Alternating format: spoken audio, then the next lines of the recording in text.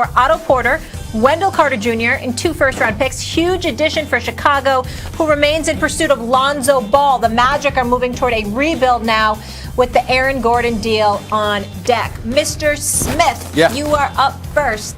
Talk to me.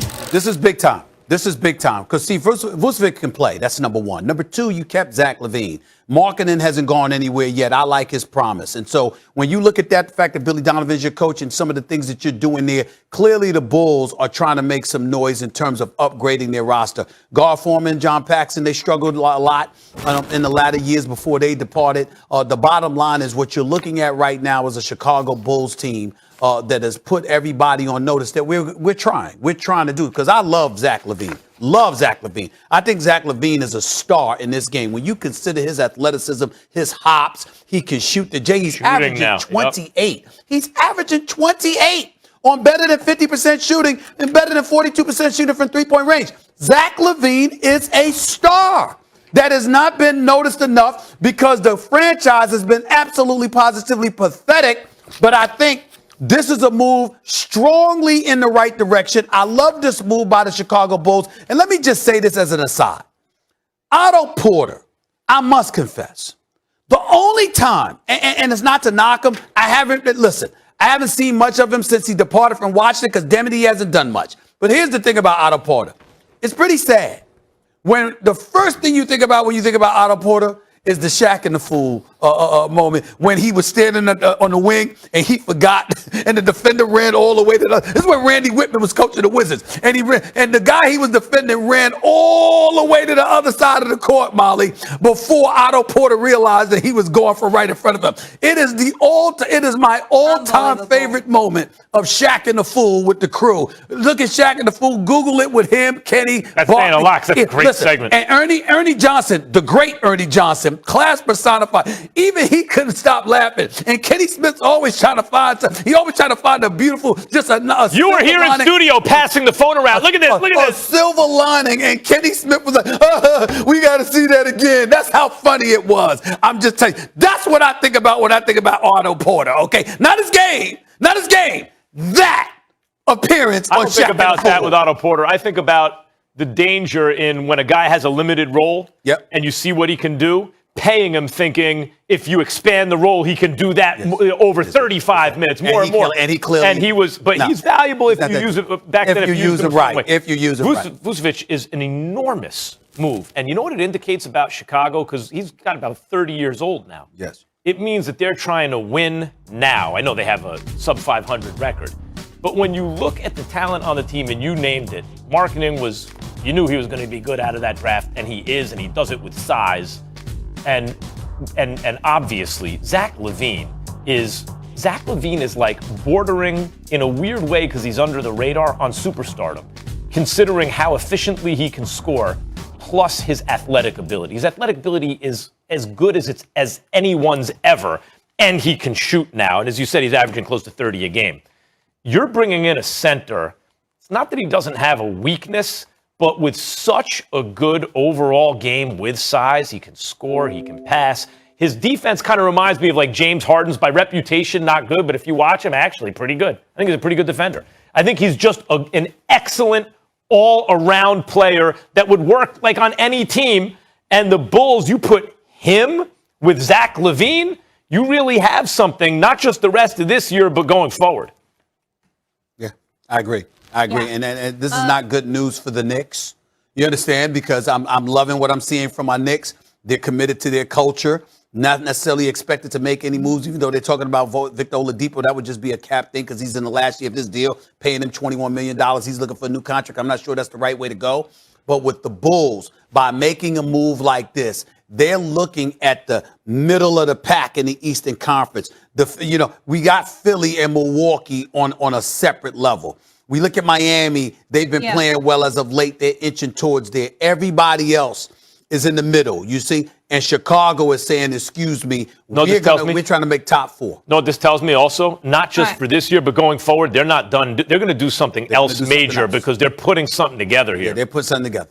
I like the Okay. move. Well, let me get to the team in New York that actually puts something together that can really do something, and that's not the Knicks. That would be the Nets. So the Brooklyn's Big Three did not suit up last night in the Nets' blowout loss to the Utah Jazz. James Harden sat out with neck soreness, but earlier in the day, Charles Barkley made news with some high praise for Mr. Harden. I know I'm gonna probably get criticized for saying this. This guy might be the best basketball. Wendy bringing it up that it looks like the Lakers not likely. He mentioned Miami and Philly, but here's what Adrian Wojnarowski said in yesterday's trade deadline special. Kyle Lowry is very much available. Philly, the Miami Heat, there are a number of teams engaged. The Raptors, they're going to work with Lowry on where he might like to play if they're going to do a deal, but here's one team not to rule out, the Lakers. Now, meanwhile, Lowry talked about being on the trading block following last night's Raptors win. Take a listen.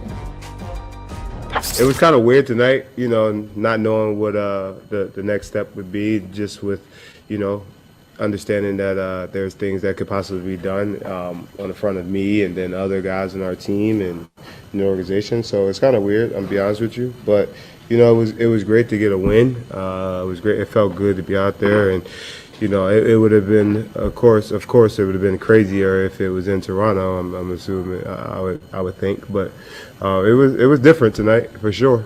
I mean, who knows what's going to happen? No one knows what's going to happen, but it was definitely for sure different. The unknown is always difficult, regardless of the situation. Stephen A., do this for me. Let's pretend he's going to the Lakers. If that is to happen, does that make them a title favorite? No, it does not. The only thing that's going to make the Lakers a title favorite is the complete health of Anthony Davis and LeBron James. Kyle Lowry has nothing to do with that. And that's not to cast any aspersions on Kyle Lowry. I've been covering Kyle Lowry since he was in high school in Philadelphia when I was writing for the Philadelphia Inquirer, and then he went to Villanova. He's a rough rider. He's rugged. He's a rugged defender. Obviously, he can make big-time shots, as we saw en route to him helping Kawhi Leonard capture a championship in Toronto with the Raptors against the Golden State Warriors a couple of years ago, although we all know they probably would have got swept if Kevin Durant was healthy. At the end of the day, Kyle Lowry, I apologize, is a damn good basketball player. This is not to cast any aspersions on him. But when you look at what is transpiring in Brooklyn, New York, with that three-headed monster, assuming they show up to actually play instead of all three taking a night off, okay?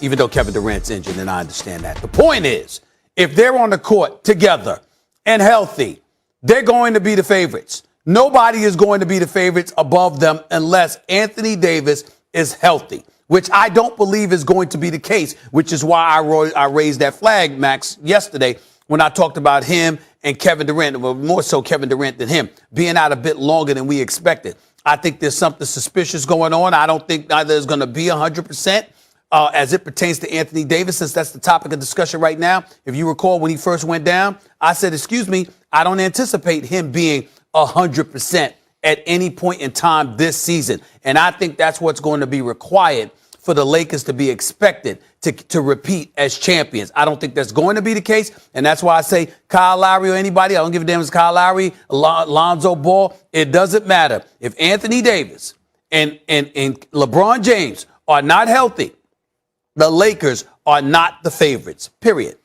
I see it differently. Surprise, surprise. I think it's possible that AD is never completely healthy this year, but the same thing is possible for Durant. Yeah. Okay? So I'm going to assume for a second that everyone's going to be healthy. Okay, that that's the fair. Lakers are at full strength and the Nets are at full strength, because that's really what we're talking about when we look at these two teams. Fair enough. And I have come around to thinking that even if the Lakers are totally healthy, they can't beat the Nets as is. I mean, they can't is strong, but So I'm taking the Nets. So you've come I'm around taking the now. Nets. My way of thinking, you've come around. I'm taking the Nets based on what I've seen. Very James proud. Harden's playing out of his mind. So is Kyrie Irving. You add Kevin Durant, who's the best player on the team. I don't think they'll be able to be stopped because there are three of those dudes. Lakers got two of those dudes. Of those dudes, right? Who's Kyle Lowry? Like, Dennis Schroeder's a nice point guard. I think he's played so well, he's an average starting NBA point guard, which is a great thing. That means out of 30 teams, you're in that 15-ish range. Lot of really good point guards. It means you're a good player. Kyle Lowry's better than that. Because Kyle Lowry now has championship experience. Wasn't always that way. You talk about how he's a rough rider and this and that. By the way, if he wound up in Miami, it'd be a reunion with Dragic. But remember when they were on the same team, who's better? We don't know. Kyle Lowry, throughout his career, to me, had issues in the playoffs. And Masai Ujiri challenged him when he got to Toronto, and I think made him a better player. And with reps and experience in the playoffs, he got to be a championship player. And as you keep pointing out, what Kawhi needs to do, a championship leader, because he was the vocal leader of that team, right? That's what the Lakers need. They need a big three to counteract the big three in Brooklyn. That's really the only big three in the league. Kyle Lowry is just good enough, given his championship pedigree, given what he can do on a nightly basis, to be considered the third wheel in a legit big three. Like, people sleep on this. Last year, the Lakers had a